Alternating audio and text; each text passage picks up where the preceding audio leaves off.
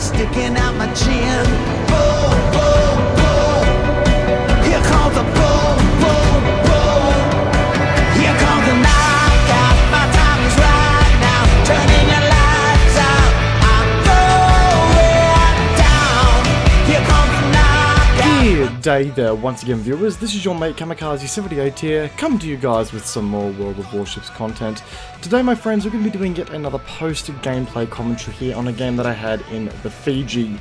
And yeah, this was a game right here, guys, that I simply could not use as just standard old background footage. This was a game that I really needed to do its own video for because, well, you'll see as time goes on here, guys, this was one hell of a game. It really, really was. And to my knowledge, it kind of just amplifies that no matter what kind of ship you're playing in, and no matter what kind of class of ship you're in, no matter the layout of a game when it comes to tier levels and how they're split up, you really can be effective. It's just all about playing your ship right to the situation that you're presented with and doing what you can where you can. And this kind of game, I feel as though here is a direct amplification of that, because I feel as though, to a certain extent, I may or may not have clutched the game for my team here in this game, and you'll see that come into effect as we progress further down the video. Anyway, guys, the captain's skills that I'm using for the ship, as well as the upgrades, are listed on the left-hand side of your screen here as we get into battle, and I will also say that this is a fully upgraded Fiji. Everything module-wise is upgraded. She's running premium consumables across the board, as well as running a full layout of signal flags and camouflage. We are playing the domination game mode on Haven, and to get things started here, we're going to be moving up on the B side here, sort of covering our destroyers, because there's not a lot of cruiser presence for our team here on this side of the map to get things started. Quite a few battleships, a couple of destroyers, but we could use a bit of cruiser support, and I feel as though that's sort of the role I'm going to be playing here. We get detected really early on, but the culprit for that is spotted out real nice and early as well. And I have no idea what this enemy ship was doing here. This guy in the mast, this Thunderbird player, if you will, or Thunderbird 2 or something like that, I don't know. I don't know what he was doing, because he hit the island, got detected out. At this point, I've got no idea why he hasn't launched a smoke, and proceeded to hit the island again in a destroyer. And now he's finally decided, I'm going to go ahead and pop smoke now, because this is when he realized he done fucked up. But even then, it took him that long, and I've scored 5,000 damage on him. At tier 7, that's a lot of HP. You know, maybe a quarter of his HP off on him already. Now, he isn't the only culprit to stupid decisions here. I actually decided to pop my smoke here, and because the mass popped his smoke, I actually fell off the detection radar straight away. So I really didn't need to pop my smoke here and now, and as a result, I'm kind of just sitting here, you know, swinging my dick with absolutely no purpose. I've got nothing to shoot at, I'm not on the capping it away. Our destroyers have done that for us, and the battleships that have just appeared on the map here are kind of out of our potential sightline. But much to my enjoyment, there are a few ships coming detected now that we're able to shoot at. Do see a Cleveland here, and I decided to leave just a little bit too far ahead of the target, forced him to turn in, which as a result has gonna kind of hurt how much damage I can deal on this guy.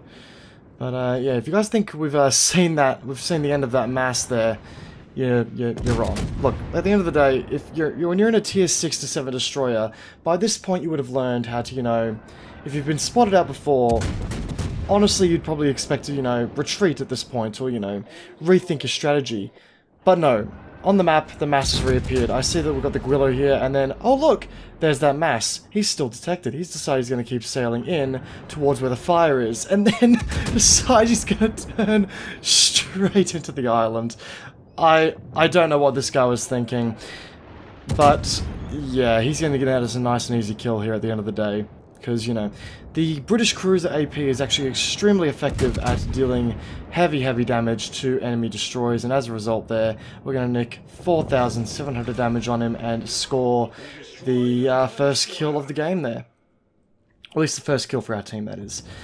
So yeah, our smoke has dissipated here, and I'm out of detection for the time being until that Lion decides to make a bit of an appearance. So I sort of get the hint that it's time for me to get some cover for the next 30 seconds that I have here without smoke. And one of the signal flags I've got on this ship here, guys, is the one that, which decreases your skill recharge rate by 5%, and the I've also got my commander skill, I believe it is Jack of all trades, that also reduces your abilities by 5%. So as a result, I've got a 10% reduction on my cooldowns for my abilities here, which actually is extremely effective on this ship due to how reliable, or due to how much she relies on her abilities such as smoke and hydroacoustic search to be an effective warship. So just a top tip there, guys, take preventative maintenance and the signal flag that actually corresponds with your captain's skills there, because it's actually going to really help out big time. Anyway, we decided we're going to try and make use of the smoke laid down by our allied destroyer here, and I get a little bit greedy here trying to engage this enemy Fiji, and I'm in the smoke. How am I getting greedy? Well, because the Agile here, I've sort of sailed in front of the Agile's guns, and as you can see here, he doesn't quite get the hint that he's shooting a friendly in just a moment here. I'm in a couple more hits there. Yep, there they are. A couple more HE hits there from an ally. So I decided I'm going to back up. Oh, I've taken another hit there.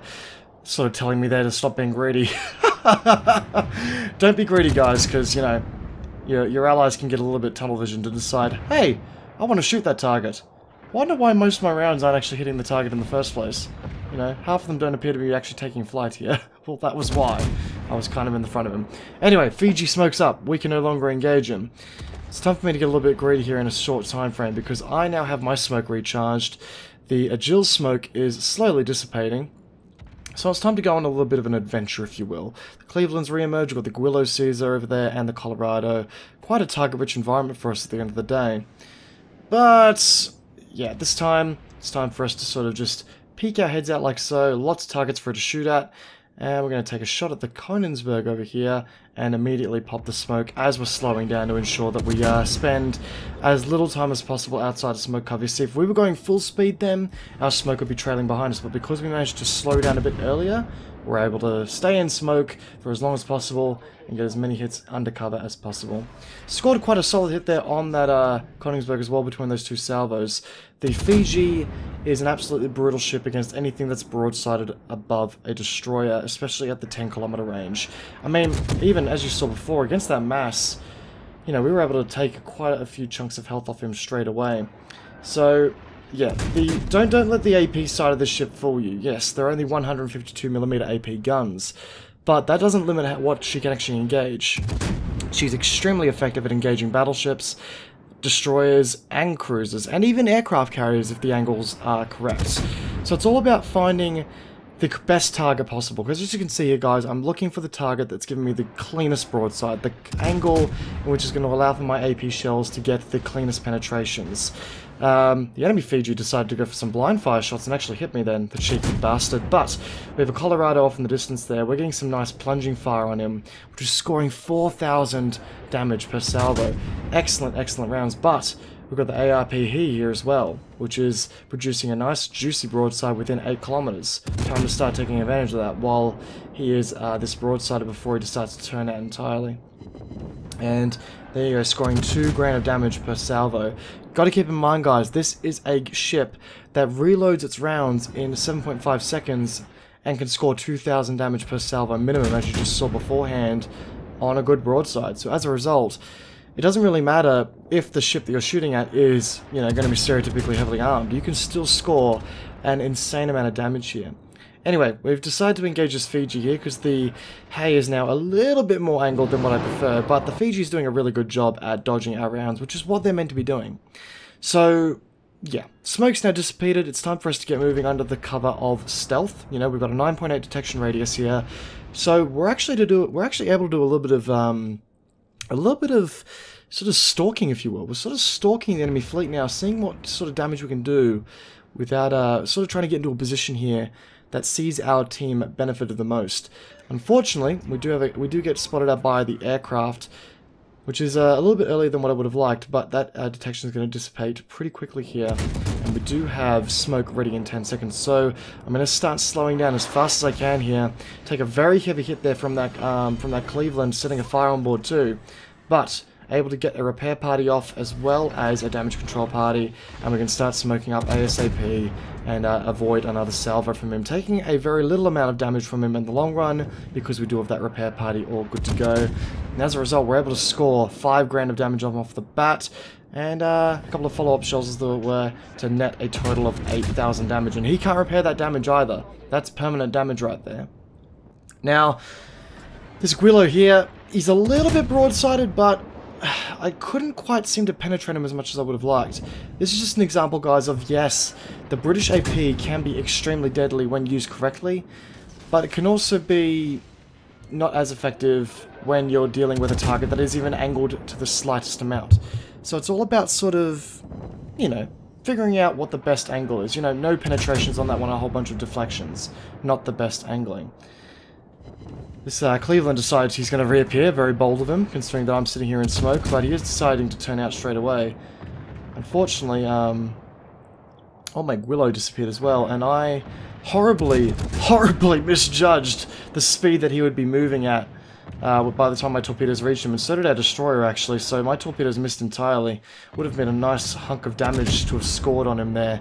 But, yeah, it's not a perfect world. We were taking a bit more of stealth fire as well from that, I think it was the Fiji once again. The Fiji was being extremely cheeky this entire game, that enemy Fiji, but we will actually get our revenge eventually. Spoiler alert right there. Now, if you take a look at the scoreboard, guys, this is where things start to get really intense, right? You know, you've got equal number of ships per side, maybe one ship advantage on our side here, but they've got all the capture points. So we're going to be running really low here on the capture point side of things. We've got no ships on the D, A, and C side. Everyone is down on B side here. So it's going to be impossible, theoretically, for us to win by points here. We'd have to pull something out our asses. So in other words, the name of the game now is to go ship hunting at the end of the day. We're meant to go about and destroy us some enemy warships. And I've only got 1 smoke left, so my abilities here are going to start become fairly limiting. We do have a York approaching with very low HP, so I'm going to try and take that opportunity, get us a little bit more leeway here on the point side of things by destroying this ship.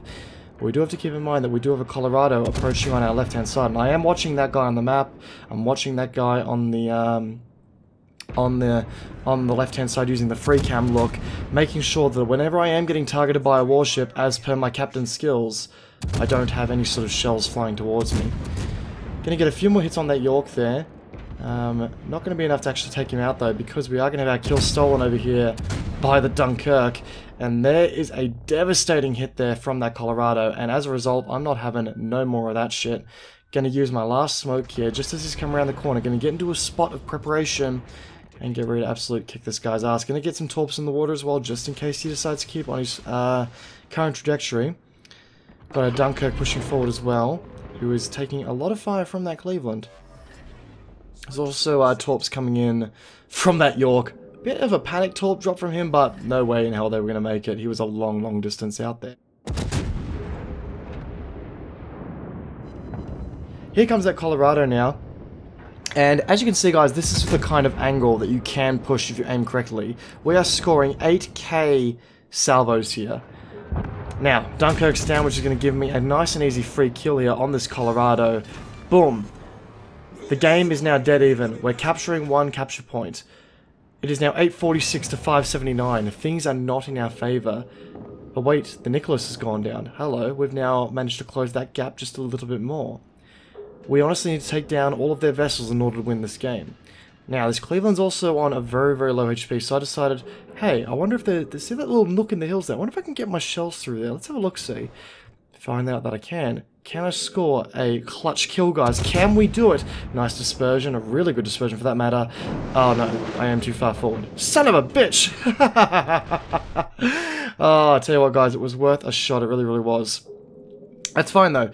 It's time we go about and take out this New Mexico, or at least try to get some damage on him. Things are looking pretty grim though at this point. Until the Cleveland goes down. Once again, closing the gap of this game. We've now only got 2 ships to deal with. Now, honestly, if the enemy Fiji decided to play the long game and simply sail out towards ALC, he would have won this game for his team. But wait. My smoke's dissipating. 6 seconds until it's completely dissipated. And then all of a sudden, once my smoke does dissipate... Hello, detected. Look who's coming for a visit. The New York can't see me. Oh look, it's the Fiji. I'm in a very dangerous spot here because, hello, he can actually potentially get a good salvo on me. But he potatoes pretty hard, aims too high, gets over penetrations. It's time for us to make this guy pay. He took a couple of salvos from a friendly battleship there, which has really hurt him. And once again, these guys are still racking up points left, right, and center, so we really need to be quick about dealing with this guy.